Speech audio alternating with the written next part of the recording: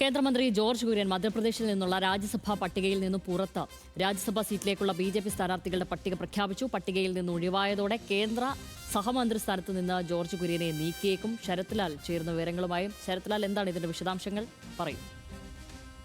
Shamly, BJP ഇന്ന് രാജ്യസഭയിലെ പട്ടിക പ്രഖ്യാപിച്ചു. അതായത് 11 പേരുടെ രാജ്യസഭാ സ്ഥാനാർത്ഥികളുടെ പട്ടികയാണ് പ്രഖ്യാപിച്ചത്. ഗുജറാത്ത്, അതേപോലെ ഒറീസ, അതേപോലെ മധ്യപ്രദേശ് തുടങ്ങിയ സംസ്ഥാനങ്ങളിൽ നിന്നുള്ള അരുണാചൽ പ്രദേശ് പട്ടികയാണ് BJP ഇന്ന് പ്രഖ്യാപിച്ചത്. ഇതിൽ ജോർജ് കുര്യൻ മന്ത്രിയായ ശേഷം 2024 ഓഗസ്റ്റാണ് ജോർജ് കുര്യൻ മധ്യപ്രദേശിൽ നിന്ന് രാജ്യസഭ ഉപതെരഞ്ഞെടുപ്പിലെ രാജ്യസഭ അംഗമായത്. അതുകൊണ്ട് തന്നെയാണ് അദ്ദേഹം മന്ത്രിസ്ഥാനത്ത് തുടരാൻ കഴിഞ്ഞതും. എന്നാൽ ഇപ്പോൾ മധ്യപ്രദേശത്തിൽ നിന്ന് പുറത്തു വന്ന പട്ടികയിൽ കുര്യന്റെ പേരില്ല. കാരണം അതിന് പകരം മധ്യപ്രദേശിലെ 2 രാജ്യസഭാ ഒഴിവുകളാണുള്ളത്. കുര്യന്റെ സീറ്റിലേക്ക് അതായത് രജനീഷ് അഗർവാൾ, അതേപോലെ തന്നെ തരുൺ ചുഗ് തുടങ്ങിയ 2 പേരുടെ പേരുകളാണ് ഇപ്പോൾ BJP സ്ഥാനാർത്ഥികളായി പ്രഖ്യാപിച്ചിരിക്കുന്നത്.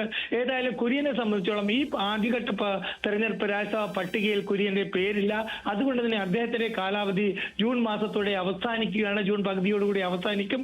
തുടർന്ന് 6 മാസത്തിനിടക്ക് അദ്ദേഹത്തിന് BJP രാജ്യസഭ അല്ലെങ്കിൽ നാമനിർദ്ദേശം ചെയ്തിട്ടില്ലെങ്കിൽ കുര്യന് മന്ത്രിസ്ഥാനത്ത് തുടരാൻ കഴിയില്ല. ഏതായാലും കുര്യന്റെ സഹമന്ത്രിസ്ഥാനം, കേന്ദ്രമന്ത്രിസ്ഥാനം തുലാസിൽ എന്ന് വേണം നമുക്ക് ഈ അവസരത്തിൽ പറയാൻ കഴിയുക. ഏതായാലും നിലവിലുള്ള BJP രാജ്യസഭാ പട്ടികയിൽ, അതായത് മധ്യപ്രദേശിലുള്ള രാജ്യസഭാ പട്ടികയിൽ കുര്യന്റെ സീറ്റിൽ മറ്റൊരാളെ BJP നാമനിർദ്ദേശം ചെയ്തിരിക്കുന്നു. ഷാംലി.